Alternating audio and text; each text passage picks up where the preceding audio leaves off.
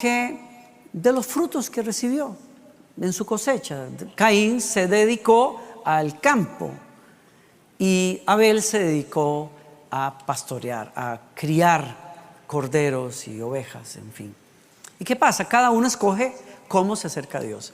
Pero llama la atención que el Espíritu Santo, cuando inspira a esta persona a escribir, anota los detalles con mucho cuidado. Caín simplemente, pudiendo traer lo mejor, él simplemente escoge algo y lo trae. Pero el otro fue muy intencional en traer de lo primero que recibió lo mejor. Lo mejor, las mejores partes de ese cordero. Y eso hace una gran diferencia. Usted dirá, oh, wow, entonces Dios es muy interesado. Entre más le dé uno y lo más bonito. No, no tiene que ver nada con eso. Y no se crea ninguno acá que voy a hablar hoy acerca de dar ofrendas y esas cosas. No estoy hablando de nada de eso. Estoy hablando de adoración a Dios en este punto. Hubo uno que tenía la posibilidad de hacerlo mejor, pero no lo hizo. Y hubo otro que con mucho cuidado se acercó, escucha esto, a la persona que más ama, que más admira, y respondió a esa persona de la mejor manera. Hay un poder tremendo, transformador para los seres humanos cuando los seres humanos se conectan en su devoción a Dios de la mejor manera. Les cambia la vida. Y las consecuencias se ven. ¿Sí? Entonces, ¿qué pasa aquí? Que Caín se enoja y dice, se enojó mucho. Yo no sé si cuando el fuego bajó del cielo, yo no sé si fue así, pero si el fuego bajó del cielo sobre la ofrenda de Abel, ese tipo dijo como chanfle. No sé si habrá dicho eso, quizás algo peor que no sé, pero dijo, pero ¿qué caray? Mira todo lo que traje, yo me hubiera ahorrado esas remolachas que traje, qué sé yo. ¿Por qué a mí? ¿Por qué yo no le caigo bien a Dios? Y se enojó, y mucho. ¿Se enojó con Dios? Claro que se enojó con Dios. ¿Y cómo lo sabes, Danilo? Bueno, porque se enojó con su hermano. Y no solamente se enojó con su hermano. Ahí la cosa escaló, lo mató. ¿Y a dónde voy yo con esto? A que tuvo que haber un proceso de pensamiento en Caín, una lectura de la situación que generó unos pensamientos a los cuales le dio vuelta hasta que se le calentó la cabeza y dijo, a este lo mato por lo que lo mato. La única manera de yo poder lidiar con esta situación en donde veo cómo Dios injustamente, estoy poniendo palabras a Abel, y voy a explicar por qué me doy el derecho a hacer esto. Caín dice, o debió pensar, Dios es injusto con la gente, tiene favoritos. ¿Y por qué a él lo bendice más que a mí? ¿Por qué? Y tuvo envidia de su hermano. Usted dirá, ¿cómo sabes que tuvo envidia de su hermano? Muy fácil. Porque la Escritura dice que Dios sonrió sobre Abel, a él no le gustó y decidió acabar con esa ventaja que tenía su hermano. La envidia, el nacimiento de la envidia está en este pasaje, en la raza humana. Teológicamente, este es el inicio. ¿Qué es la envidia? Es un sentimiento de enojo ante la ventaja que tiene otro al que yo veo como igualito a mí. Por eso la envidia solo se da entre hermanos o se da en miembros de un equipo que se consideran todos iguales. Y cuando alguien en mi casa, de mis hermanos, prospera más que yo, puede pasar que a mí me genere pensamientos de ¿y por qué? ¿Por qué la vida es injusta conmigo? ¿Por qué yo le he puesto ganas a esto? ¿Y por qué él sí prosperó y yo no? Esto no es justo. ¿Están aquí todavía conmigo? La envidia es un sentimiento de los peores que hay en la raza humana. Muy difícil de manejar, difícil lidiar con ella. Y pregúnteselo a Caín. ¿De dónde viene? Vuelvo a decir, la envidia. Viene de un juicio hacia Dios porque pensamos que Dios o la vida es injusta cuando le da ventajas a otros que a mí no me los da, cuando yo tengo todo el derecho igual que Él. ¿Alguien me sigue acá? Por eso los equipos lidian mucho con eso. Los hermanos se agarran del pelo a veces. ¿Por qué? Porque no, papá lo quiere más a usted que a mí. Siempre lo hace desde que yo nací. Yo me he dado cuenta que él siempre con usted es envidia. Hay pensamientos que se generaron en el corazón de Caín que produjeron sentimientos como la envidia hacia su hermano y enojo hacia Dios. Y esos desencadenaron una decisión, unas consecuencias terribles. Mató a su hermano, y una vez que lo mató, Dios vino a confrontarlo y le dijo: hay un juicio sobre tu vida. Vas a vivir errante por el resto de tu vida, y voy a poner una marca sobre ti para que la gente no te corte la vida temprano, porque nunca se escuchó en este mundo, en este contexto, de que alguien matara a otro. Eres el primer asesino en la historia. Por lo tanto, la gente ahora va a entender que pueden matar a su hermano por envidia, y voy a ponerte una señal encima para que el que te vea más bien te huya y aprenda la lección. Bueno, ese es otro tema. Pastor, ¿de qué estás hablando aquí? Estoy hablándote del poder de tus pensamientos. Tus pensamientos tienen la capacidad de moverte a acciones que te pueden llevar a tu destino o te pueden estancar en un destino que Dios no tenía para ti. ¿Alguien me sigue acá? Caín no pudo atreverse a matar a su hermano, de no ser porque había calentado una serie de pensamientos que generaron unos sentimientos, que generaron unas acciones. Y así funcionamos los seres humanos. Pensamientos erróneos generan sentimientos erróneos, y pensamientos y sentimientos erróneos generan acciones erróneas, conductas erradas. Todo comienza con un pensamiento. Todo comienza con un pensamiento. Todo. Ahora la Escritura nos dice a nosotros, nos pone en contraste a Abel como un ejemplo que tenemos que seguir. En el Nuevo Testamento el Espíritu Santo es tan tremendo que cuando inspira al escritor de Hebreos, el escritor de Hebreos nos dice a nosotros por qué Abel actuó como actuó. Y dice, fue por la fe. Por la fe presentó a Dios una ofrenda más aceptable que la de Caín. La ofrenda de Abel demostró que era un hombre justo, y Dios aprobó sus ofrendas. Y aunque Abel murió hace mucho tiempo, todavía nos habla por el ejemplo de su fe. ¿Estás viendo esto? ¿Qué es lo que veo aquí? Hay en Abel, en la historia bíblica, un amor por Dios, una devoción hacia Dios, una forma de pensar hacia Dios que dijo: yo amo a ese ser, yo quiero conocer a ese ser, y me voy a acercar a él ofreciéndole lo mejor, pero mi esperanza no está en el poder de mi ofrenda per se. Mi esperanza está en que él me vea con ojos de misericordia, y eso es lo que capta el corazón de Dios. ¿Alguien me sigue aquí? ¿Saben por qué él tuvo esa fe y ese respeto hacia Dios? Lo amaba. Entonces el amor hacia Dios es una fuerza tan poderosa. El amor hacia Dios produce que los seres humanos saquen lo mejor de ellos. Así de poderoso es lo que está pasando hoy aquí.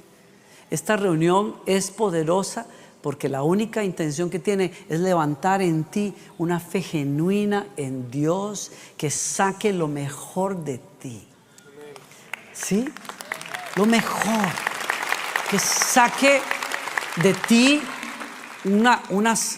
unas actitudes de excelencia, de paciencia, de amor hacia el prójimo, de bondad, de misericordia, etcétera. Ese es el poder que tiene la devoción a Dios, el amor a Dios, y por eso es muy poderoso y muy importante alimentar esa devoción a Dios. Y ella comienza con pensamientos en un corazón que ama a Dios, ¿sí?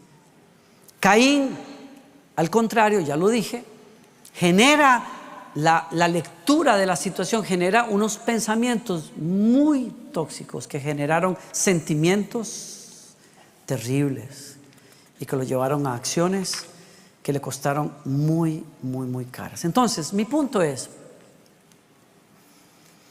Nuestros pensamientos importan más de lo que creemos nosotros. Son mucho más importantes de lo que muchas veces pensamos.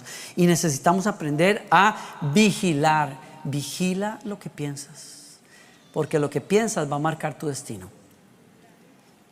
Tienes que aprender a cernir tus pensamientos. Tienes que aprender a purgar tus pensamientos. Tienes que aprender a escoger qué conviene pensar, qué nos sirve pensar. Una manera de hacerlo es reconocer de dónde vienen. Hay que aprender a reconocer, a discernir por qué yo estoy pensando así, de dónde puede venir esto.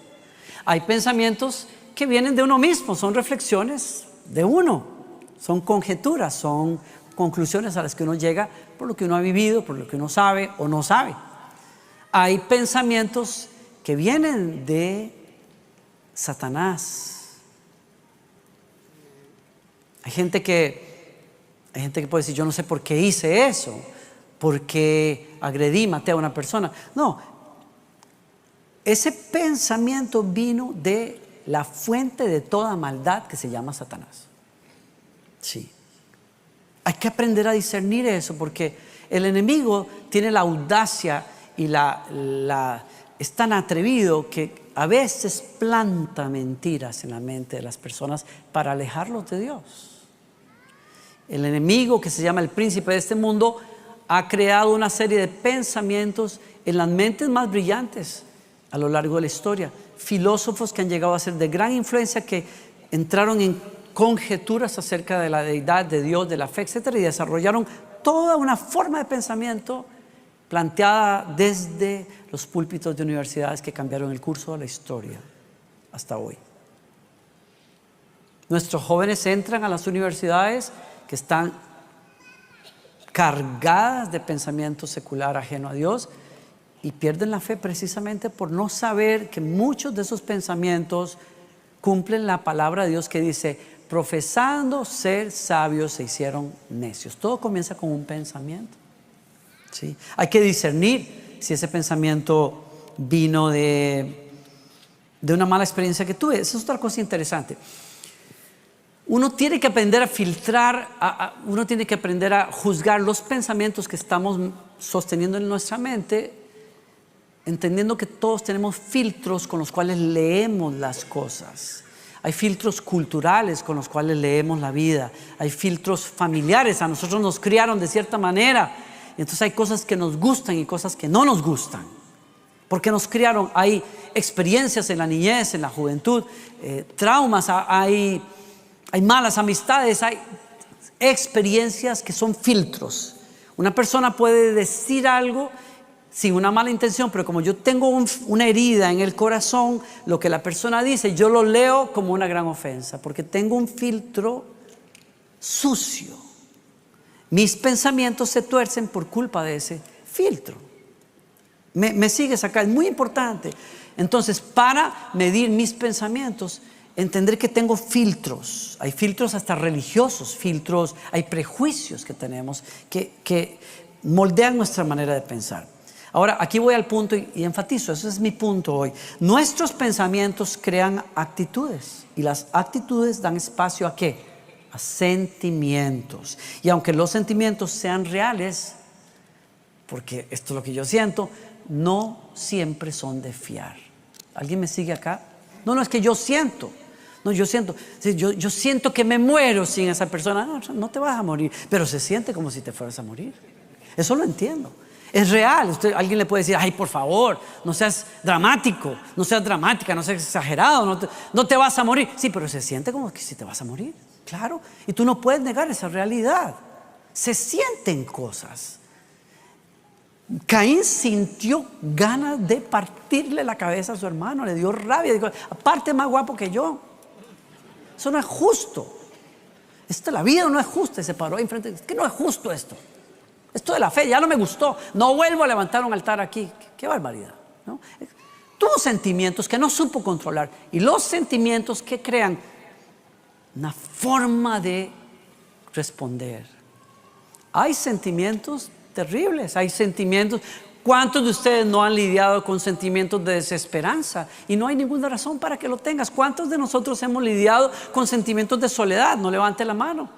Sin ninguna razón, porque tienes gente cerca tuyo. Pero sientes. ¿Cuántos de nosotros hemos lidiado con sentimientos de ansiedad? Estamos al frente de una epidemia de ansiedad. Las personas sienten cosas, miedo en la noche, sienten que no van a amanecer. Son sentimientos reales, pero el punto es, ¿qué generó eso? Un pensamiento equivocado. Algo te dijo el enemigo y lo creíste. Algo te dijo alguien en tu casa y lo recibiste como una verdad y llegas a una conclusión equivocada. Y eso genera toda una conducta. Hay personas hoy día que no tienen ninguna reserva para decir, yo me siento como que, el otro día yo no lo podía creer, una señora que dice, yo siempre me he sentido como una lobita. Y a mí me gusta ir al bosque y aullar con los lobos. Bueno, pues usted se puede reír, pero es que es la realidad de ella. Y hoy en el sistema en el que estamos viviendo, lo que una persona siente define quién es. Y nadie se puede meter en eso. Pero realmente una persona de más de 30 años que te dice, yo quiero ser un lobito, una lobita, necesita ayuda psiquiátrica, necesita ayuda profesional.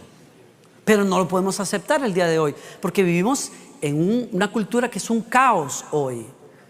La realidad, no existe la verdad. La verdad la crea cada uno con lo que piensa y con lo que siente.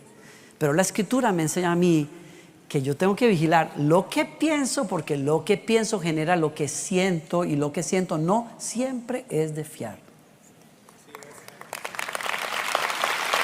Entonces, yo leo esta historia y para mí es clarísimo lo que el Señor me está enseñando a mí. Yo tengo que checar el mundo interno de mis pensamientos, porque va a generar muchas cosas. Ahora, ¿qué me enseña también esta escritura? Que yo necesito la ayuda de personas que me ayuden a sortear mis pensamientos muchas veces. Personas que me ayuden incluso a escuchar lo que estoy pensando, porque me doy cuenta que muchas veces el solo hecho de tener la oportunidad de hablar algo te hace caer en cuenta, espérate, esto es una estupidez. O sea, ¿por qué estoy pensando así? El solo hecho de decirlo delata lo oscuro y lo equivocado de ese pensamiento, y necesitamos esas confrontaciones amorosas.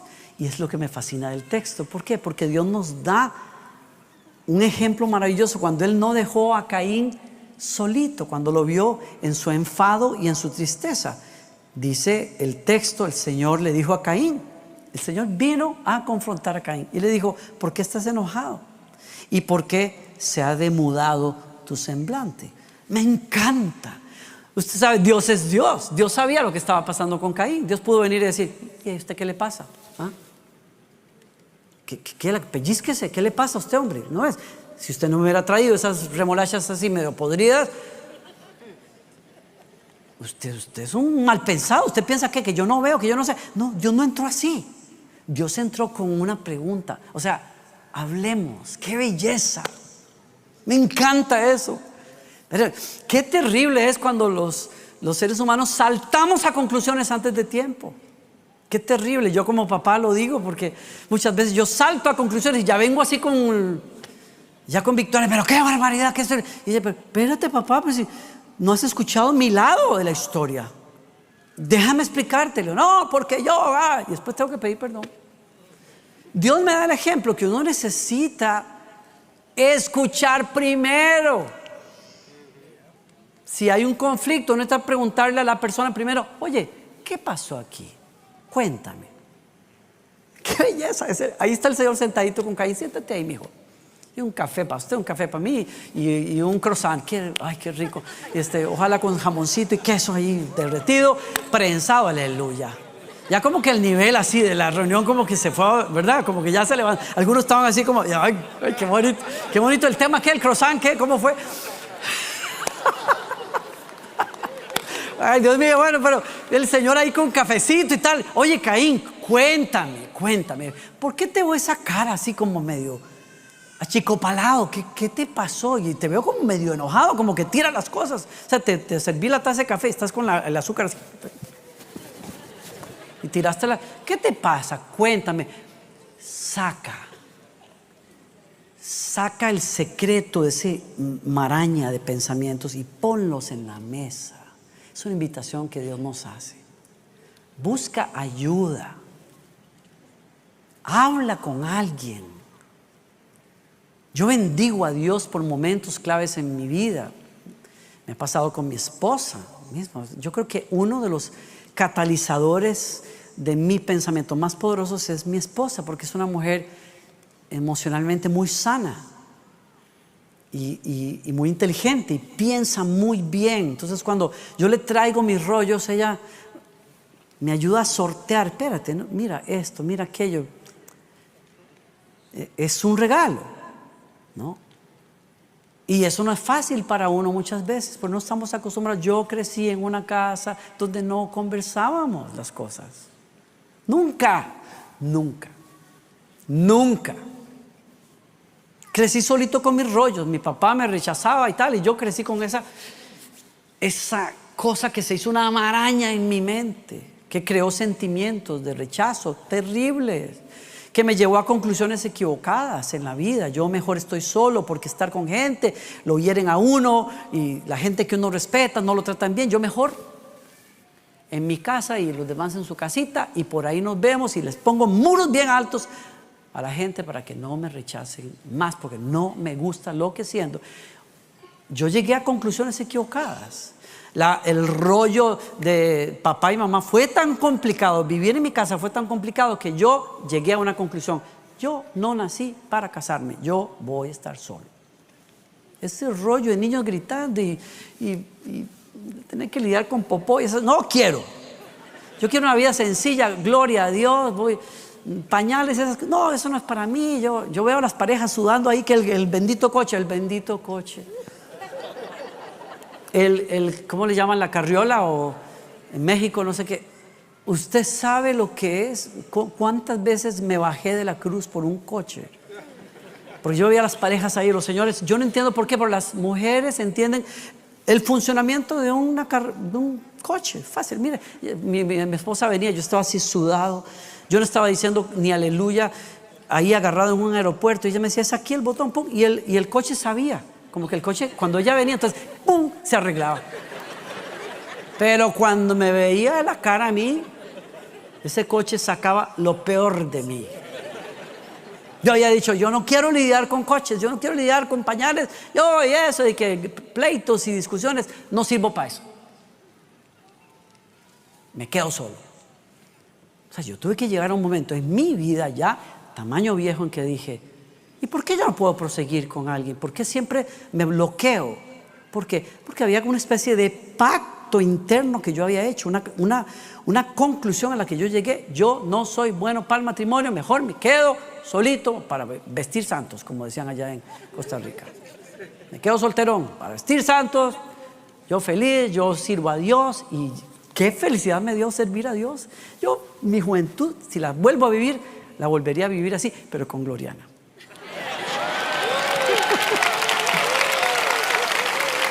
Ese es, en buen español, es mi único regret. ¿Okay? Yo dije: ¿por qué no me casé antes con Gloriana? ¿Y por qué no tuve Victoria más joven? Es mi único regret que tengo. ¿Y por qué no tuvimos más hijos? En fin, ese es otro tema para otro día, ¿ok? Pero tuve que lidiar con unas conclusiones equivocadas. Fíjense, eso se vuelve una fortaleza en la mente de las personas. No, es que yo me siento así, yo me siento así, yo me siento solo, yo siento que no sirvo, yo siento que no sé qué. ¿De dónde viene todo eso? De pensamientos que no estás vigilando, no los estás discerniendo. no los estás confrontando. Uno necesita, por eso, la palabra del Señor. Y estoy cerrando aquí rápidamente. Cuando uno tiene una relación con Dios y acostumbra a orar y acostumbra a adorar al Señor a solas y así en una iglesia y acostumbra a leer las Escrituras, uno se da cuenta que constantemente Dios está, ojo. Hay devocionales que yo abría en mi adolescencia que yo decía, Dios mío, pero ¿quién le contó a este tipo? ¿Cuándo se escribió este libro? ¿Se acaba de publicar? ¿Fue ayer? Y yo me doy cuenta, Dios mío, la palabra de Dios realmente es viva. Me está hablando lo que yo estoy pensando hoy, lo que estoy viviendo hoy. ¿Qué es esta maravilla? Yo dije, yo quiero más de eso. Yo quiero más de esta realidad, ¿no? Yo veo que Dios trata con las personas. Yo veo que Dios no nos deja donde estábamos. Yo veo que Dios con una ternura, un amor, y a veces también te dice la verdad. Como Natán el profeta le dijo a David, le contó una historia muy linda de cuando David había cometido adulterio, pero al final le dijo, tú eres ese hombre, el de la historia, el sinvergüenza, el pastor que se comió la ovejita del otro. Y cuando David escuchó la historia, dijo, a ese tipo es digno de muerte. Pues Natán le dijo, pues ese eres tú. Uno necesita a veces amigos así. Yo he tenido esos amigos. Yo necesito ese tipo de cosas. Yo tengo, miren, estamos en un equipo de pastores. O sea, yo tengo que preguntar. A veces tengo que preguntarles a ellos, Pastor Randall, oye, hace un ratito estaba precisamente con él diciéndole, metí las patas, o sea, no tomé una buena decisión en este sentido. Y él me dice, pues sí. Así como él así, bien, ¿verdad? Pues sí, es la verdad. Yo necesito eso. Yo necesito eso. Bendigo a Dios por el pastor Rey Matos en momentos de crisis. Vino, se sentó conmigo. A ver, nunca olvidaré esa conversación en la azotea de su casa, mirando hacia el mar, que comenzó a la medianoche y terminó a las 6 de la mañana. Fue la primera vez que hablé con un otro adulto. Todos mis rollos, lo que había sentido cuando papá se fue, los enojos, las frustraciones, todo eso. Y nunca olvidaré levantar los ojos. Me daba pena haber hablado tantas cosas y mirar en esos ojos, los ojos de Jesús y las palabras de Jesús que me decían, antes era uno peleando, ahora somos dos. ¡Qué belleza! Así es el Señor. Así es el Señor. Entonces, vigila tus pensamientos. Confronta tus pensamientos. Cierne tus pensamientos. Pídele al Señor, como decía el salmista, examíname, oh Dios, y conoce mi corazón. Y mira si hay camino de perversidad en mí. Y encamíname por la senda de la justicia.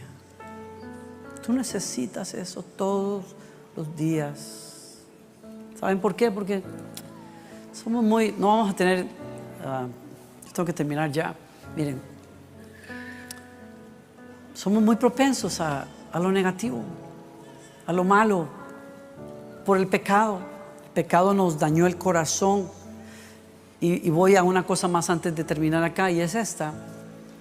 ¿Por qué tendemos tanto a pensamientos que no honran a Dios y que a veces están torcidos? Porque nuestro corazón está enfermo. Eso es lo que la Biblia revela. Y Jesús dijo, es lo que sale del interior de los seres humanos lo que los contamina, pues de adentro del corazón de la persona salen, ¿qué? ¿Qué salen? ¿Ven el texto ahí en la pantalla? Marcos capítulo 7, verso 20. Es lo que sale de tu interior lo que contamina, pues de adentro del corazón de la persona salen los malos pensamientos, la inmoralidad, el robo, el asesinato, el adulterio, la avaricia, la perversidad. Está hablando, es una palabra que define pecados sexuales puntualmente. El engaño, los deseos sensuales, la envidia, la calumnia, el orgullo y la necedad. ¿De dónde salen?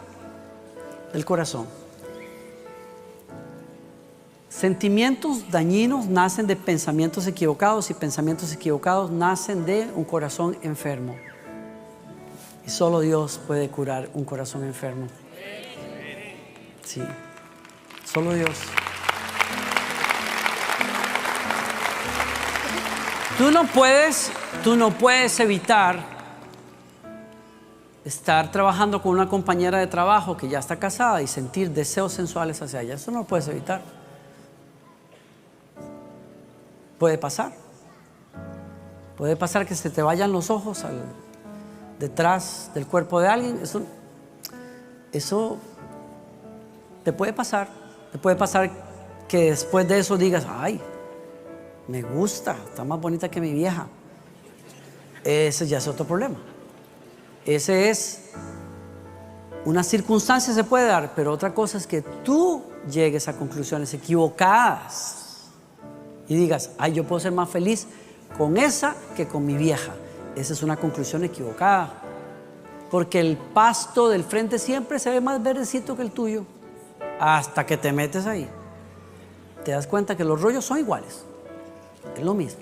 Lo que tú no quieres resolver en tu matrimonio hoy, lo vas a tener que resolver en el próximo y en el que sigue. ¿Me debe entender? Tú no puedes evitar esas cosas que pasan, pero sí puedes ser vigilante de tus pensamientos y dejar que el Espíritu Santo trate con tu corazón. El Señor le dijo a Caín, ¿por qué estás enojado? ¿Y por qué está demudado tu semblante? Si haces bien, no serás aceptado, pero si no haces bien, el pecado yace a la puerta y te codicia, pero tú puedes dominarlo. ¿Leyeron eso? ¿Alguna vez tú habías leído esa barbaridad? ¿Habías leído eso? O sea, el Señor le dijo, en otra traducción dice, Caín, si tú te resistes a hacer lo correcto, te advierto algo. El pecado es como una fiera, yace a la puerta siempre. O sea, se echó. Ahí siempre está, echado a la puerta de tu conciencia y de tus pensamientos. Y si tú le abres la puerta, dice él, es como una fiera que va a devorarte la vida. Pero el Señor le dice, pero tú tienes que tomarlo, tú tienes que dominarlo. Ahora, ¿quién aquí podría negarme lo fácil que es para todos nosotros pecar?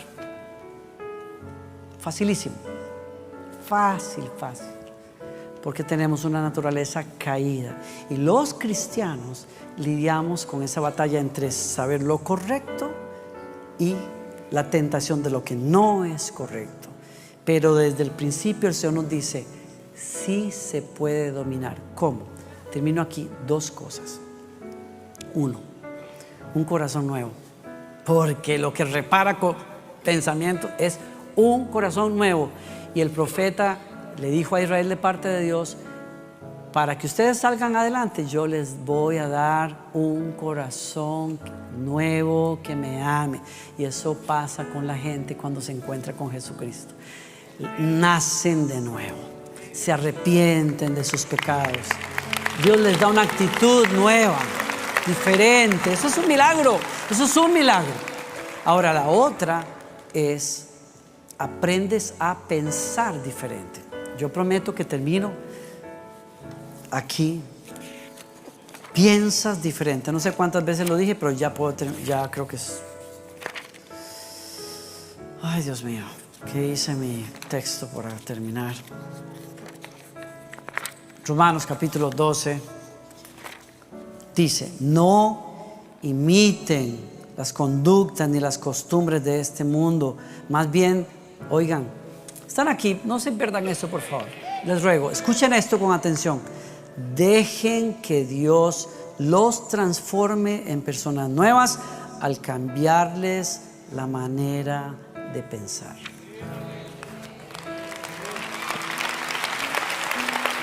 Ay, pastor, Yo tengo una cabeza y una mente. Hay gente que dice, yo no puedo controlar lo que pienso. Mentiras todas. Todos podemos controlar lo que pensamos. Que no le pongamos trabajo al asunto es otra historia. Dios no, miren, yo de adolescente, yo decía, ay, ojalá hagan un llamado al frente para pasar adelante, que alguien me ponga la mano en